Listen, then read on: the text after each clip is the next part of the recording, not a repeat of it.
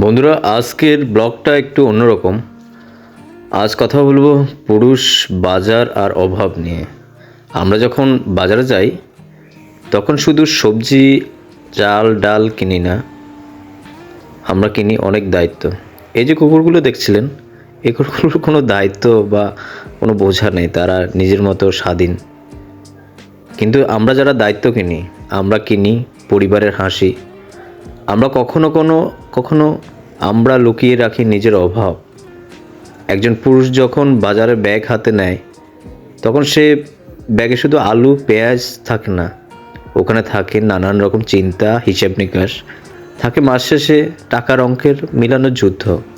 এই যে মাছগুলো দেখছেন, আজ মাছের দাম অনেক চড়া। কারণে এই মাছগুলো এক একটি কেজিতে প্রায় 40 থেকে 50 টাকা বাড়তি। এই টাকাগুলোর হিসেব কোথা থেকে মিলে না, শুধু মাথায় ঘামায় রোদ।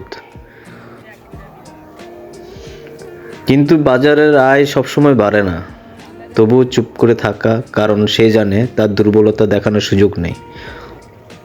অনেক সময় নিজেদের পছন্দের জিনিসটা সে কিনে না, কিন্তু সন্তানের জন্য চকলেটটি ঠিকই কিনে। নিজের শার্ট পুরানো হলেও বইয়ের শাড়িটা নতুন কিনে দেয়।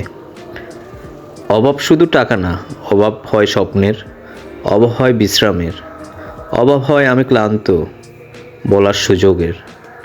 সমাজ বলে পুরুষ কাঁদে না, কিন্তু বাজারের ভিড়ে দাঁড়িয়ে দাঁড়িয়ে কত পুরুষের নীরব নিজের ভিতরে কাঁদে, সেটা কেউ দেখে না।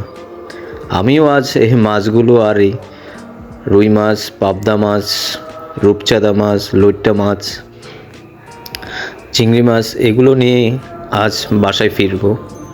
অনেক হিসাব নিকাশ বাকি, হিসাব নিকাশ মিলাতে হবে। এই মুরগিগুলো হয়তো আমার বাজারের ব্যাগে ঢুকবে, কিন্তু দাম অনেক চওড়া। কী আর করা, পরিবার, দায়িত্ব।